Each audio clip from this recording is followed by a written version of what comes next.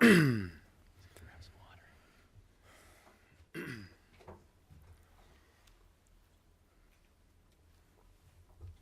we go. Somebody was thinking. All right. Let's get started. Good morning, and thank you for taking the time to join us. I am Joe Vaccaro, the CEO of the Ontario Home Builders Association, and I'm proud to be here today with our friends and industry partners, the Ontario Real Estate Association. As a home believer champion, the Ontario Home Builders Association believes in the great Canadian dream of home ownership. We support more housing choice and supply across Ontario. OHBA is the voice of the residential construction industry, representing 4,000 member companies organized in 29 local associations. I'd just like to thank MPP Stan Cho for sponsoring us here today.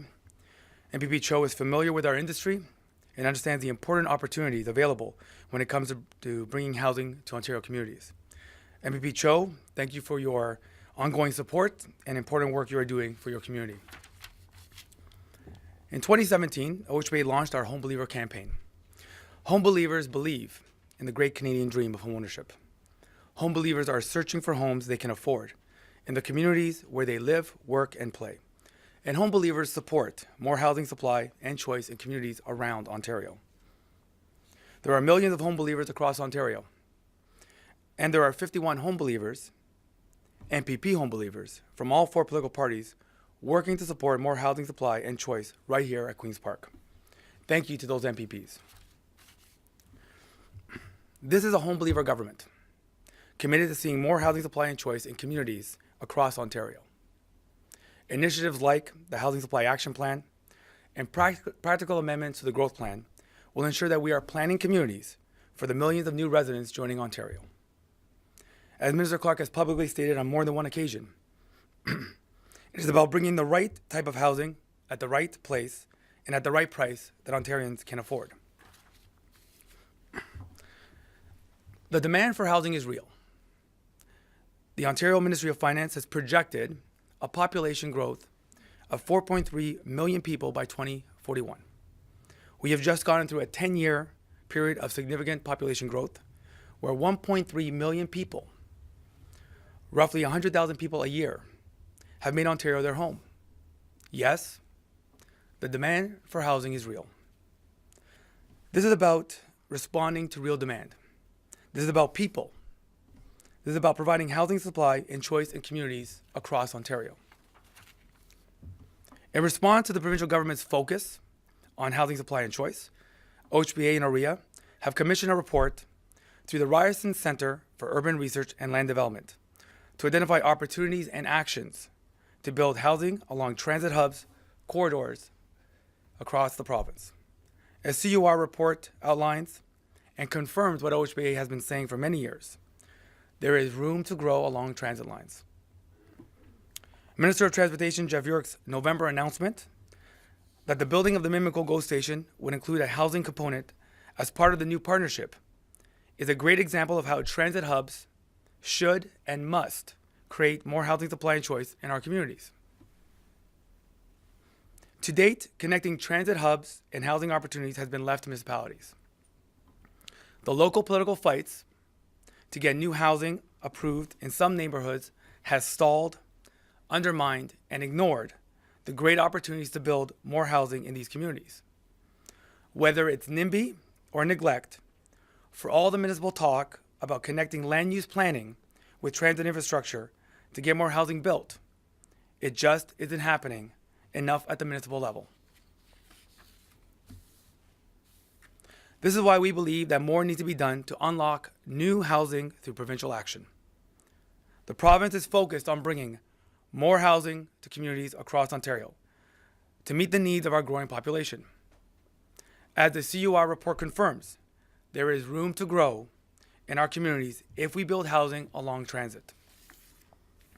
To build housing along transit, we need the provincial government to take an open for business approach and cut the red tape by applying a provincial minimum as of right zoning standard along those transit lines. This will attract new businesses and create new housing supply and new choice along transit corridors across Ontario. As the CUR report outlines, if we can add 20,000 new housing units in transit-oriented communities across Ontario every year, we will provide home believers with more housing supply and choice in the communities where they want to live, work, and play. With that, I will turn things over to our partner, Aria, and my colleague, Tim Hudak. Well, thanks very much, Joe. Great to be here with the Ontario Home Builders Association. I want to recognize off the top our president of the Ontario Real Estate Association, Karen Cox, and our president-elect, Sean Morrison. Thank you both for joining us for the press conference. You know, what's shocking is that for the first time since Confederation, home ownership rates are actually in decline. We have a low mortgage rate environment. The economy is doing quite well, but believe it or not, we're going backwards. We're slipping when it comes to home ownership. And the big problem is we got a lot more people chasing fewer and fewer homes.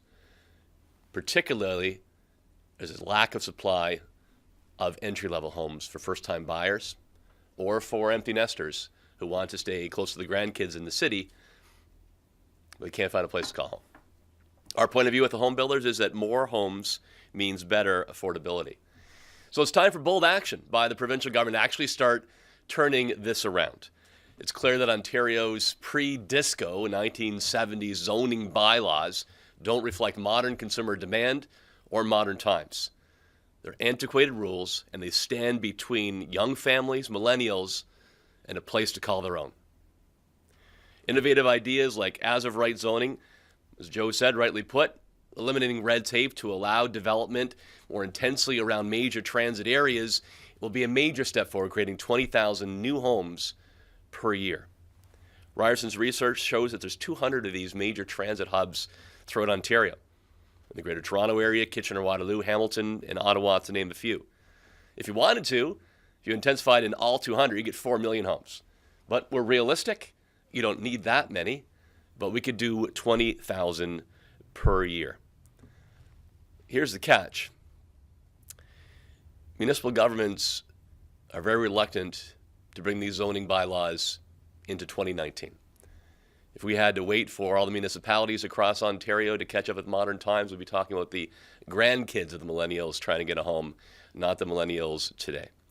This is going to call for bold action from the provincial government to actually mandate as-of-right zoning within 800 meters of these transit-oriented developments.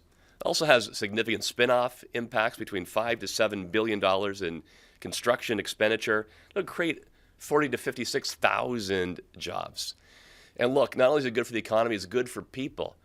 Imagine how much time and money people will save when they're living closer to major transit hubs.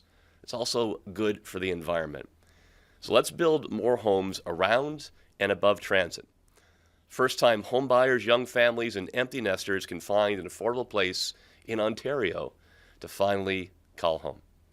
With that, Joe and I are happy to take any questions from the media. Tim, a while back I was looking at the Hansard, the debates around the Greenbelt nearly 15 years ago now. At the time you said that it represented a interference in local autonomy for municipalities, that it was making land use planning decisions at Queen's Park that should be left to other municipalities. You're now here today saying that, in fact, Queen's Park should make land use decisions for municipalities. I'm wondering what 2019 Tim would say to 2005 Tim. He's a pretty effective opposition member. Yeah, look, the reality from 2009 to 2019 is quite stark.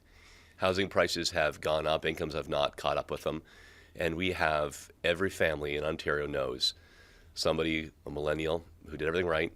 She got her degree, she got a good job, but she's still stuck in mom and dad's basement. That's a reality today. Wasn't so much in the past. What do you do about it? Well, the home builders and the realtors have a number of ideas. This is the first of 3 that we're going to put on the table, but none of these are easy. They're going to take courageous leadership and bold action. But if we wait, those millennials will end up probably leaving the province of Ontario altogether. We want them to find a place to call home right here. In terms of the numbers that are getting tossed around, I just want to make sure that I'm clear on something. The research says there's room for up to 4 million new units of housing, but you're hoping to see 20,000 new units in addition to what's already being produced, or you just lay that out for me again? Yeah, exactly. And David Brozic's here from Ryerson. Appreciate the great work that Ryerson is doing. Yeah, I mean, if you intensified in all 200 of the transit-oriented hubs that Ryerson identifies, you could get 4 million homes. But number one, that's not realistic. That's not going to happen. There's not the capacity to do so, nor would the province pick probably every one of the 200. Secondly, we don't have that much demand. What the Ryerson report indicates is what is practical would be about 20,000 new homes per year built around these hubs. It would likely mean the province sort of picking and choosing or working with municipalities. Our view, though, at the end of the day, the province is going to have to mandate this. Otherwise, forces of NIMBYism will grind everything to a halt. Let me just say from a builder and developer perspective, the reality is by moving with a minimum standard through the provincial window, you have opportunity to cut that red tape and deal with those issues that are delaying approvals, sort of get pushed aside.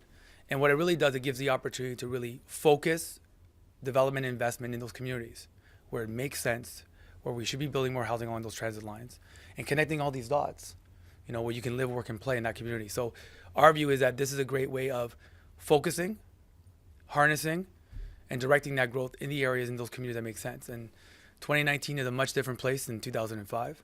We hear more and more consumers looking for opportunities to live along transit lines so they can have that connectivity.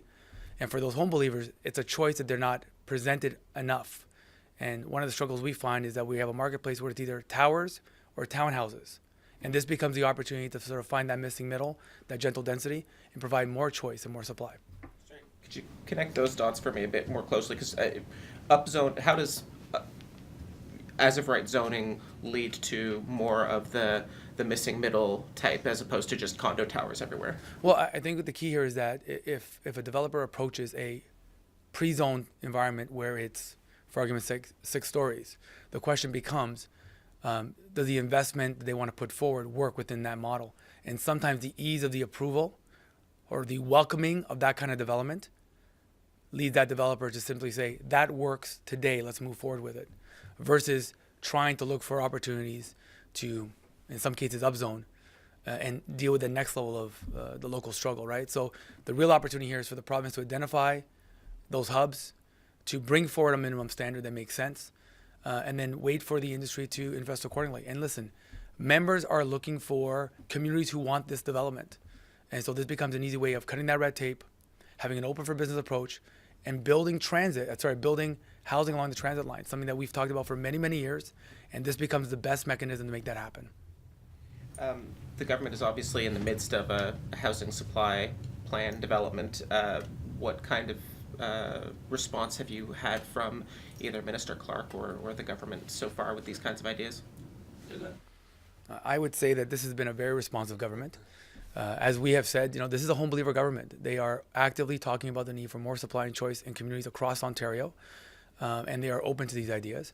And I think what we've seen in the work they've done around the Housing Supply Action Plan and the work they've done around some of the practical amendments they're looking to make to the growth plan show that they have recognized the need to cut that red tape, provide certainty, and really promote and encourage new housing development. So at this point, they've been responsive, and they're welcoming new ideas, bold ideas, and they're interested in seeing more homes being built in their communities.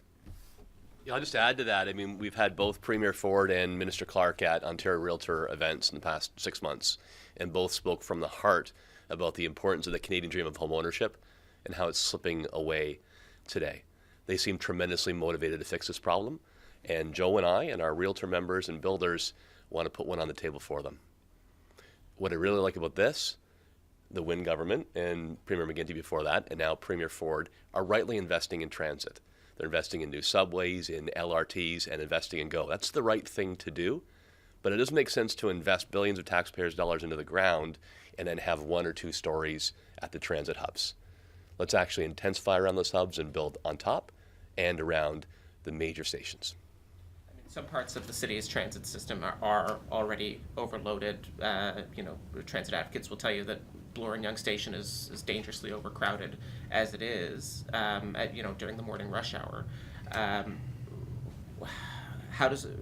Shouldn't the government be balancing the question of intensification versus parts of the system that are already stressed? So I have the pleasure of working for the Ontario Home Builders Association, and there are many opportunities outside of the Toronto hub, things like Markham, things like Stouffville, things like Ottawa, Hamilton in the future. So there are lots of opportunities in those communities, and I think part of this is an understanding that there are 200 that have been identified in the research, but the reality is the province's ability to identify the appropriate transit hubs that have capacity and moving those things forward provide those opportunities. And I think the connectivity of our system today, and I'll go back to the recent announcement at Woodbine. Part of the Woodbine announcement was talking about the need to support housing near the station, and that becomes the catalyst. And so now the next question will be, is the province prepared to use their authority to pre-zone that area, to cut that red tape, to move forward with what is a natural connection between land use planning and transit infrastructure? And if they do that, they will spur the kind of development that they want in that community and bring new housing supply to the market much quicker than allowing it to work through its regular local process, which can lead to, again, whether it's NIMBY or neglect, missed opportunities. So I think we have to remember sometimes that it is the Ontario Home Builders Association. It's about Ontario home believers and opportunities across Ontario. And there are lots of them that can provide more housing supply and choice. Yeah, just to add to that, the Ryerson report is excellent. It's been a great partner to work with, and they cite a few examples as well. As Joe said, not all is Toronto, and they do talk about the new subway developments from Downsview to the Vaughan Metropolitan Centre as having enormous potential, but they also rightly give kudos to Ottawa, who intensified along their LRT, as well as the city of Hamilton, who pre-zoned higher densities around their LRT project as well. So there is good work happening. Just our point of view is if we still wait for all the municipalities to come online, we're going to have a lot of people who will never move out of the attic. You mentioned this is the first of 3 ideas. What are the other 2? Oh, he does ask a lot of good questions. It's a teaser. He's been doing his homework. Should we tell him the other 2? He can wait. Well, they will be coming. We're really excited about this one and the next 2 as well. It has been impressive to see how the government and Minister Clark are trying to grapple with the complex situation that's slowing down housing growth. And you can see how Premier Ford talked at our event, how he is tremendously motivated by the stories he hears about people who have played by the rules, that done everything right, but they cannot find a place of their own. We do hope that what we're putting on the table will actually find favor with the government and turn into legislation. Thank you. Thank you. All right. Thank you. Pleasure working with you again.